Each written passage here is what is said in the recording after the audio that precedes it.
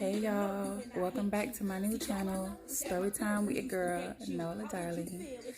So I'm dedicating my first storytime today to Domestic Violence Survivor Month. I know it's Pinktober and people normally know that it's about breast cancer survivor and breast cancer awareness, but it's also about domestic violence awareness. And being that I'm someone who experienced domestic violence twice, back to back, in two different relationships, I figured that I would kind of talk about my experiences a little bit and shine some light to it because there's so many people out here who's going through that. You know what's crazy?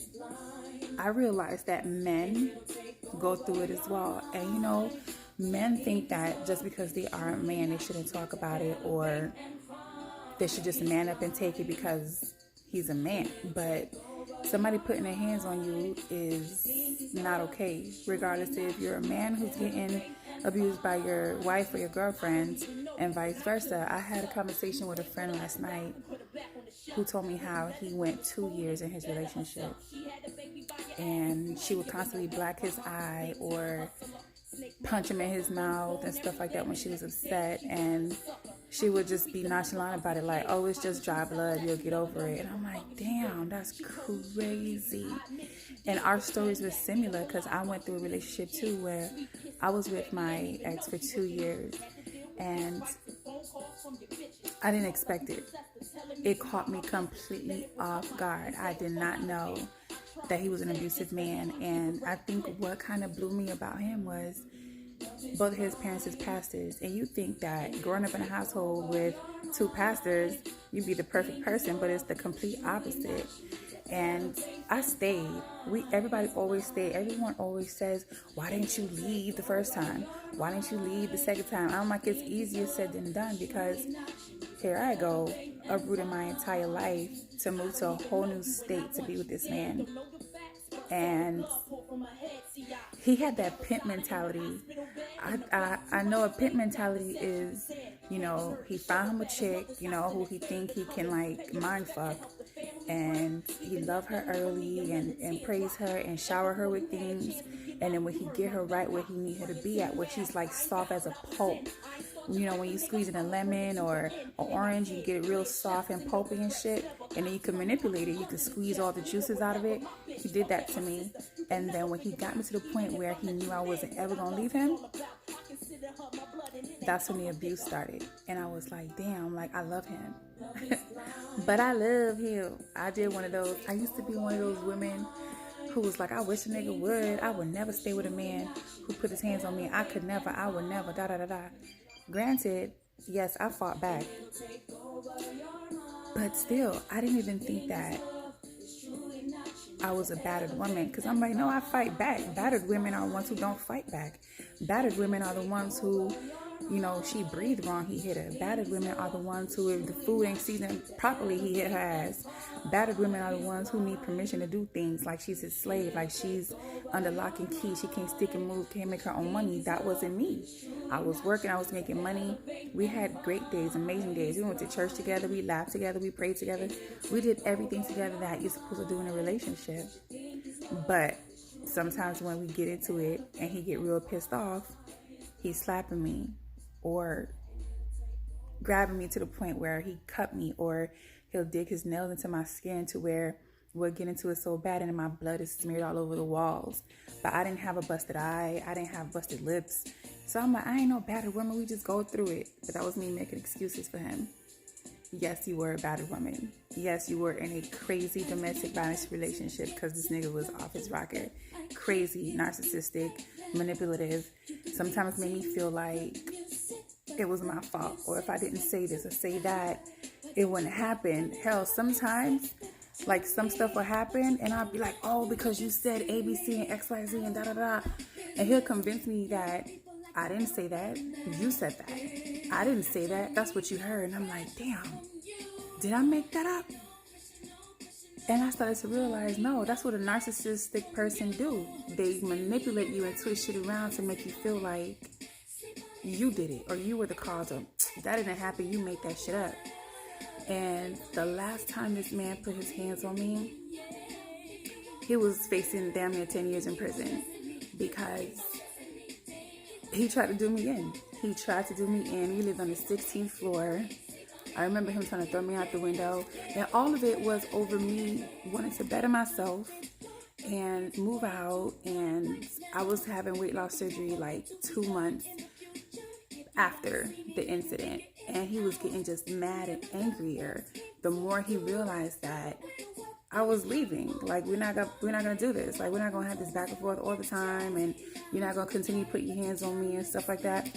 Dude even tried to call his cousin to come fight me. This shit is crazy. It's not funny, but now when I think about it and talk about it out loud, it's like you tried to get your cousin to come fight me, but what backfired on him is his cousin is a feminist. She was like, no. Why is she putting her hands on you? Why is she defending herself against you? What did you do? But her mom told her, don't go over there and get into their business because your cousin is an abuser. He be putting his hands on that girl. She has every right to defend herself. So you sitting here calling everybody to tell them I'm doing you wrong so you can have an army of people to come against me, knowing that you're the one who's in the wrong. But I remember I came home and I tried to sit and have a conversation with him about, okay, I'm moving out. I'm still going to give you money for, your half of the rent and stuff like that. But I'm leaving, so you're going to have to figure out how to pay these bills on your own now because I'm about to be out. So it is what it is. And he got so agitated and he was like puffing and puffing and trying to antagonize me. And, when somebody's with you and they are abusive, they don't think that they're abusive. They think it's normal, like they're disciplining you or they have a right to check you in that kind of way. And they're a coward. Because a man who put his hands on a woman, he's a coward. It's because he don't know how else to step up to her plate when she's on a higher level, I guess, in life or whatever. And he feel like he need to control her. That's how he do it. Because when a man is present, when a true, strong alpha male is present, they can't bark at him like he'll bark at a female. They won't step to him like he'll step to a female. They won't fight another man like they'll be quick to fight a female. I realized that shit too.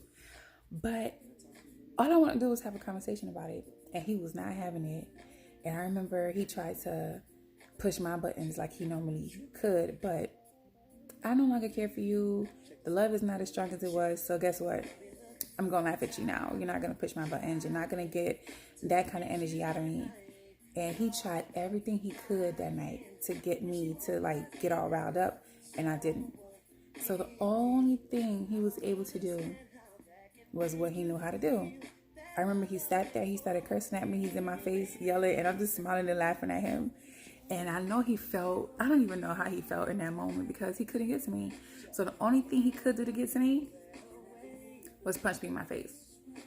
And that was the first time anyone had ever punched me in my face. And I remember I got up in that moment. He had his, his dukes up ready to go. Like, he's squared up. Like, he dead ass squared up against me. I'm a female. You squaring up? I was like, okay. And I'm like, you know what? Coincidentally, I was taking kickboxing classes at the UFC gym in Hoboken around the same damn time. So not only do I know how to street fight and defend myself, I know how to properly defend myself and swing on a nigga and gut punch your ass and chin check you and all that other extra stuff. But in that moment, you're not thinking about these things. You're just thinking about it's a fight or flight situation. Because now I know you coming for me for real this time. There's no more working it out after this point. This is like kill to be killed in this moment. Because dude came at me full force. So I had to come at him full force. I remember picking up a mirror and breaking it on his back so I could escape. Because his plan was to keep me there. Keep me there so we could still fight. So he could still beat on me and do stuff to me. I couldn't get out the door. But I remember that was the first time I was ever logical about my thoughts in that moment, in the heat of the moment. And I kept saying to myself, I could run to the kitchen and grab a knife and stab him and escape. But damn, if I do that, I'm going to jail. And I don't deserve to go to jail. And I'm going to lose my job. And I'm like, shit, what do I do? So I remember standing in the kitchen and he's just right here, just talking. And he's just spitting all this venom. Like, he's talking so much shit to me. And I looked at him and I just swung at him because you're in my face now and I can't get out the door. So I had to fight my way out here. But I used to remember telling him, I ain't no punk. You feel me? You hit me, I'm gonna hit your ass back. I don't care how big you are. I don't care how old you are. I don't care what you got going on. I don't care if you're disabled. I don't give a fuck about none of that shit. You put your hands on me, I'm gonna put my hands back on you. And I used to tell him, listen, I'm 5'7", you're 6'2". Okay? The day you ever make me beast up on you, I will bring your ass down beneath me and beat your ass. And that's what I did, because he wouldn't stop hitting me. I was defending myself. I had my hands up blocking and stuff. And I keep my nails done. So I did the only thing I knew how to do in that moment. I gripped his balls, his nutsack, his whole nutsack. I gripped the fuck out that shit like I was squeezing a lemon. I squeezed it, I twisted, and I pulled. Oh my God, he was on his knees, I remember. And I was punching the shit out of him because I'm like, I gotta get out of here. Because if I don't do you in, you're gonna do me in. And if you knock me out, please make sure I can't get up, because now I'm gonna definitely have to defend myself in the worst way. So I remember fighting my way outside the apartment, but then I'm like, shit, I don't have on no shoes, no bra, no pants. I don't have my purse, my keys, my money, my phone, nothing. So now I gotta fight my way back into the apartment to get my shit. And I made my way back in after he kicked me in my chest, because this nigga's 6'2". So he kicked me in my chest like it was a whole damn Street Fighter game or something. And I get back in the apartment, I grab all my things, and he's on the phone with somebody in this moment. I don't know if it was his mom, a friend, family, I don't know who it was. But I remember running to leave out the door, and at this point, I'm crying hysterically because I'm like, damn, like, I can't believe this shit is happening to me, like, right now. And he grabbed my purse, so I wouldn't leave. So I had to fight him off of my purse. You know, I remember punching him so I could leave. I run out, and I go into the elevator, and I remember going downstairs into the lobby, and our security guard was also a police officer for the city of Newark. And when this man saw me come out the elevator, he was like, no, not you, no. He was like, what the fuck? And I'm crying, and he was like, fuck that shit, that nigga did that to you. I was like, yeah, and I'm crying. This whole time, I never even knew that I had a cut on my fucking forehead. Look, my shit looks so greasy right now because I got my eyebrows waxed. And you know when you get your eyebrows waxed, you get them little tiny bumps and stuff. So I had to put some like A&D ointment. So I'm looking all shiny right now. But in that moment, I didn't even realize that my face was bleeding or cut. I just know it was hurting. It was on fire. But I hadn't looked in the mirror. And then he was like, what you gonna do? Da da da da. You gonna call the cops? I was like, no, I don't know. So I'm crying. I'm calling my cousin. I'm calling my friends. One of my friends was like 45 minutes away from me having dinner with her cousin. She didn't even eat her food that she had just ordered. She got in her car and she just like hightailed it over to me. And then I was like, okay, what do I do? I called his mom. Now, both of his parents was our pastors. So I called his mother in that moment because I didn't need her as my pastor. I needed her as his mother. Like, step in and come get your son. Like, damn, y'all know this nigga is like this. So I call her. I'm crying. I'm hysterical. I'm telling her what just went down. She's pissed off. She calls him. So what pushed me to call the cops was I thought she was going to come pick him up so I can go back upstairs and like assess the situation and then figure out what do I do. She asked me, do I have somewhere to go that night? And I'm like, what? I said, you know what? I do have somewhere to be tonight. I'm going to be in my bed sleeping because your son's going to jail. So I called the cops because she wasn't going to come get him. So I called them. And unlucky for him, the two that showed up were really close friends with the one who worked in our building. So now I have 3 police officers escorting me back to my apartment. This narcissistic asshole just was sitting on the couch, y'all. He was sitting on the couch as if World War 3, 4, and 5 did not just go down in this motherfucker. I'm looking at him like, who the fuck are you? I was like, bro, are you serious right now? So I step in front of him, but at a distance, and I look at him, and he looked at me like, what? I said, oh, okay. And I pointed, and he turned around, 3 cops standing behind him. He was so shocked, and he was just like, how can I help y'all? And he was like, so, you know, what happened here?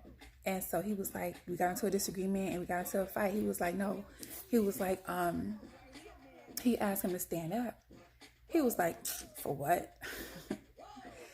The police officer was like, sir, please stand up. He was like, for what? And he was like, am I being arrested? He was like, this is not how this is going to go. You're going to stand up and you're going to come out there with us. He was like, nah. Oh my God. In that moment, you resisting arrest. So now you fighting 3 police officers. I freaked out because now I'm like, shit. They're going to shoot this nigga. They're going to shoot him and they're going to kill him in front of me. And I'm going to have to call his parents and tell them that. So I'm freaking out like, oh my God, I shouldn't have called them. So at this point is when I run into the bathroom because I didn't want to see him get shot. And then I see my face. Oh my God, all I see was blood just running down. And I'm freaking out because I haven't ever had acne in my life. So to have a gash on my face, I don't know how deep it was, how deep it wasn't. And I'm like, in that moment, I didn't know. So I'm like, shit, I'm going to have a scar forever. And all these things is going through my mind. And I'm like, shit, if I would have just went to Bible study like I was supposed to, this wouldn't have happened. So now I'm blaming myself immediately because I'm like, he about to die. But lucky for him, he stopped resisting. They put the cuffs on him. They take him in and everything. By the time we get to the police station, I'm still crying. His parents show up. Now, his parents are my pastors, so they don't know what the fuck to do. Like, this is our son, but we're also her pastors. Like, this shit was crazy. And they knew their son was like this. And I remember my pastors talking to me. His dad was cool as shit, but his mom, whoa. That pastor left her immediately. She was no longer my pastor. She was his mama. She didn't say a word to me. She was so cold towards me. And I was shocked. I was like, wow. Like, I didn't get it in that moment. She was so cold, y'all. She was so cold. She didn't talk to me. She didn't look at me. I remember they had to take me home from the police station. And his dad wanted to have like a prayer in that moment. And he took one of my hands. She took the other, but she barely wanted to hold my hand. And she didn't say a word. And I remember going upstairs. I was still crying. I was so sore. I couldn't even lay down right. My whole body was killing me. And I had to go to work the next day. So I wake up, my eyes is poofy and could barely open it. I finally washed my face, but the blood was still there. And I was scared to touch it because I'm like, I don't know if I need stitches or what. Go to work, got big ass shades on. I had to pull like every member of leadership into a conference room and tell them what just happened to me a few hours ago. Now, at this time, I'm working as a tech support agent, so I need my hands to work. I need my voice. I need my eyes because I'm on a computer. I'm a chat agent. I'm a phone agent. I couldn't really speak. My thumbs I couldn't move them. HR was like, nope, we're clocking you out. You cannot come back to work until a doctor clears you. I'm like, until a doctor clears me? I'm like, I feel like a battered woman. And she was like, you are. And I'm like, oh my God, like, I am. So I remember going to the emergency room and the first thing the nurse said was, oh, honey, did you get into an accident? And I'm like, no, my boyfriend did this to me. And I'm like, fuck, I look like I've been in an accident. My face was knotted and like swollen. And then that gash was there and everything. I remember them doing like a CAT scan and stuff. I had a concussion, a minor concussion. I had 2 sprained thumbs. The laceration on my face, I was knotted up. He had pulled hair out my head. It was bananas. But the worst part of all of that is I was so lost because here I am in a state by myself where this man was my entire life, including his family. I'm lost now. Like, what do I do?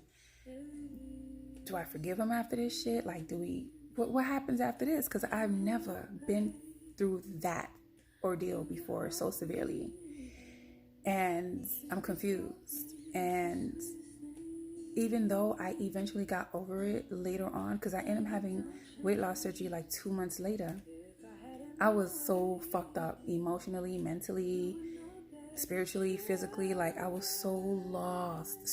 I didn't even recognize myself anymore. I didn't know what the fuck to do, who to trust, who to talk to. I just couldn't believe I went through that, me out of all people. And I'm like, fuck. And even though that happened over 3 years ago, I have PTSD from it. I have serious PTSD from going through that with him. And it's to the point where if someone talks to me crazy or the wrong way or even cursing me wrong, I'm ready for war. Like, I'm like, yo, I'm defensive quick. If I talk to a new guy and try to get to know him and he talks to me wrong, or he even yells at me the wrong way, or he slams the door wrong, I cut him off real quick.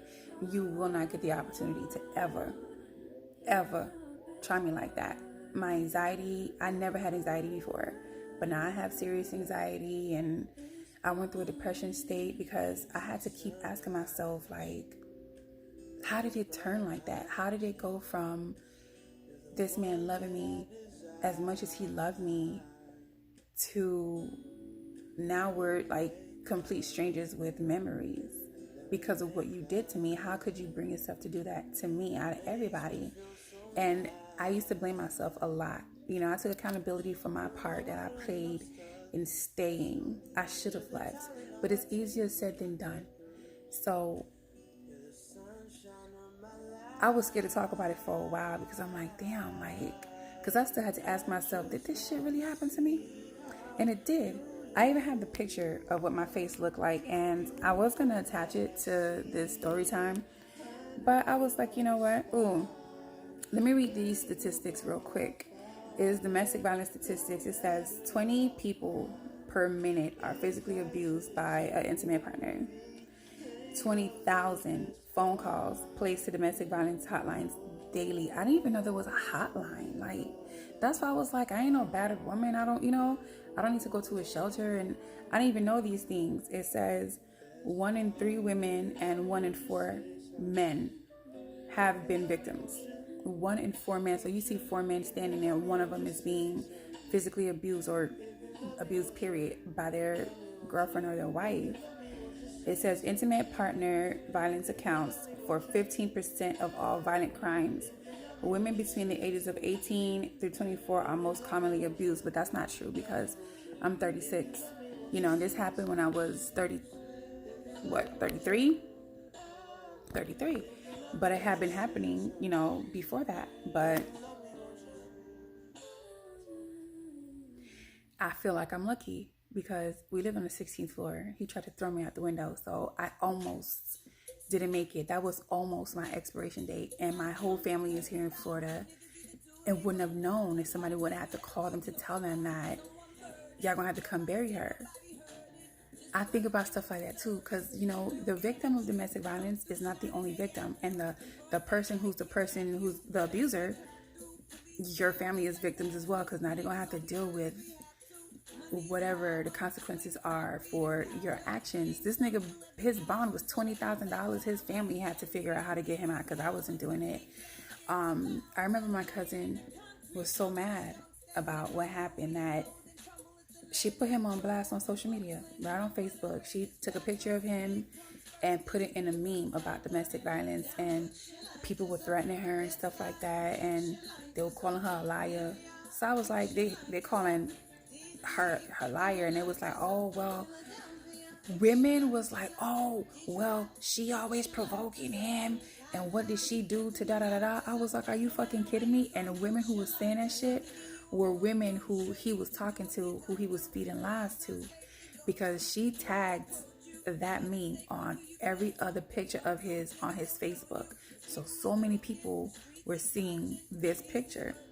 Oh, she be provoking him, da da da da. And I was like, I can't believe other women are saying shit like this.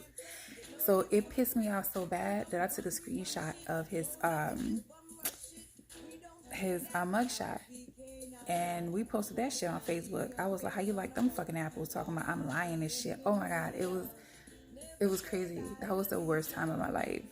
But let me show y'all that picture. I'm sorry that this video is kind of shaking because I'm holding my phone right now. Because it's a different type of story time. But let me see if I can find that picture of what my face looked like, But I hope that my story helps a lot of people, because I know there's like women going through it right now. There's men going through it right now, and it's just unfair because no one deserves to, be abused by someone that they love or care about. I expect a bitch on the street to come up to me and try me, and I gotta put my hands on you and whatever, but not my man. You're supposed to protect me and love me, not,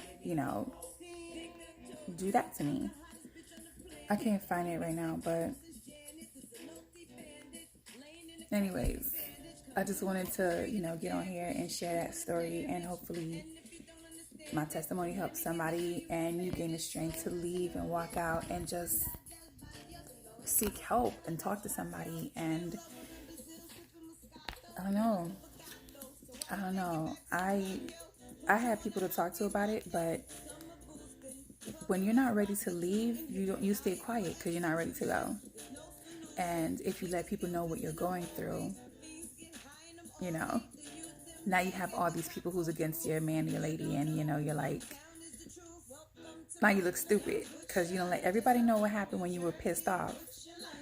But now they're gonna hold you accountable and they're gonna be like, so what's good? What are you gonna do? You gonna leave? Or you gonna stay? I'm really gonna try to find this picture. Hold on, guys. Okay, I think it is. Because when I do my story times with Noluh, darling, I always show receipts on everything I'm talking about to show you that, listen, my word is gospel. I don't be, what y'all call it, capping and all that other shit. It's a real story. So, hold on. I'm going through my other pictures on my other phone right now, super fast, so I can show you guys real quick. I wasn't going to. A lot of people still have never seen that picture of me. I remember showing it. Yo, we went to court and everything. He tried to make it seem like I was lying. He had a lawyer. They were like, she's not lying. Her story is consistent. Why are you trying to make her look like she's making this up, or like she's coming after you for no reason, like you don't know her, like you was in a relationship with her for 2 years. Y'all live together. We have witness statements from the doctor, the nurses, the police officers. We have a picture of her face. So she's not lying on you, I didn't have a lawyer. So eventually he had to be like, okay, I confess. This is what I did. When the judge looked at my picture and he looked at me when I came to court, he was like, this is the same person? He was like, damn, you made her look like this? And he was like, wow. And he was like, she don't even look like she carried herself in the manner to even put herself in a position to where this is what you did to her. And I was like, damn. Let me find this picture.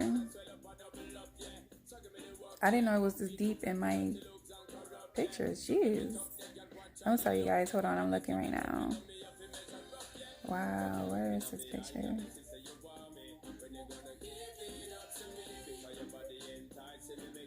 And this was before I had my weight loss surgery too. So I still had like a lot of weight on me. My face was so swollen. I couldn't believe it. Come on. Where are you? It's like you don't want to be found. It's like, no, don't show nobody. I take a lot of pictures. Yo, where are you? Okay, I think I'm coming up. Oh, here it is right here. So this is what he left me looking like that night.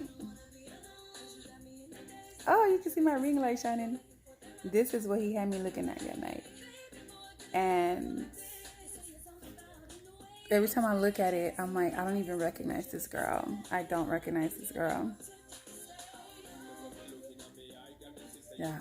So I hope, and I'm not smiling because I think it's funny. I'm smiling because I overcame that. Like, I'm able to tell my story to where I can possibly help someone out of their situation who's currently in it, or who wants to go back, or who left and want to go back. Don't go back, And another advice that I tell women and men for that matter is don't stay quiet about it.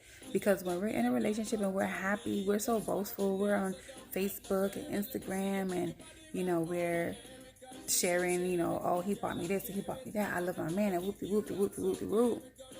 But don't tell us about when a nigga put his hands on you or he slap you and shit like that. And yeah, it's no one's business, but is it our business that he bought you flowers or he bought you a ring? Like, we're so quick to share that shit, but stay hush mouth and quiet about the abuse. And that's what I did. And I was like, nope, I ain't staying quiet no more. Fuck that shit. Put that nigga on blast. This is what it is. And I remember the prosecutor was like, he's going to do this to the next woman if you don't press charges, if you don't push through, da-da-da-da. And I was like, I don't want to go through this anymore. I don't want to keep going back and forth to court. I don't want to. Leave me alone. He was like, what if he does it to the next woman? I'm like, that ain't my business. If you do that to somebody else, they either going to kill him or he going to end up in prison for real. He was like, you were the next woman, and the one before you was the next woman. And I'm like, I don't want to be an advocate for this shit. Like, leave me alone. Leave me alone. I just want my life back. I don't want to keep coming back and forth to court. I want to go to work and make my money and take care of myself. Fuck him and everything else. So I walked away because I didn't want to keep going back and forth to court. And he ended up doing like a year probation. And I don't remember what else happened, but I didn't want to keep going with this shit. I'm like, listen, this happened September 22nd, 2016. Here we are, March of 2017. I'm still going through this shit. I have to still keep reliving the story, reliving that moment. I'm like, I don't fucking want to. Leave me alone. Leave me alone, you know? But anyways, I didn't intend on this story being like this long, but I hope that my transparency was enough to help somebody or make them open their eyes or whatever. If you like this story time with Noluh Darling, go ahead and feel free to comment and, you know, express yourself. Like the video, share the video, subscribe, hit the bell, and all that, you know. So thanks for joining me on my first story time with Noluh Darling. My next story time is gonna be a little saucy and spicy. So stay tuned. Bye.